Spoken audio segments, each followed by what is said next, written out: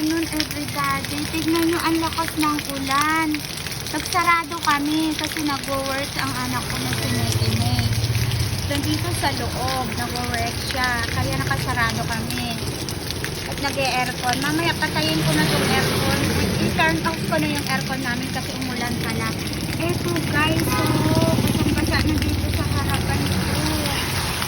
Harapan ng bahay. Ayan o. Ang lakas ng ulan pala guys. Yan ba sa inyo mga guys? Umuulan din po ba dyan? Kumikidlat-kidlat. Natatakot ako. Bibilisan ko ng mag-video kasi kumikidlat. Nagtatthunder siya. Ayan o. Tugo po. So eto guys. Buti rin umulan para hindi na mainit. Pero parang pawala na. Ayan o. Pero walang araw. Parang minto na. Pakunti na yung ulan. So eto. Nandito lang kami sa loob.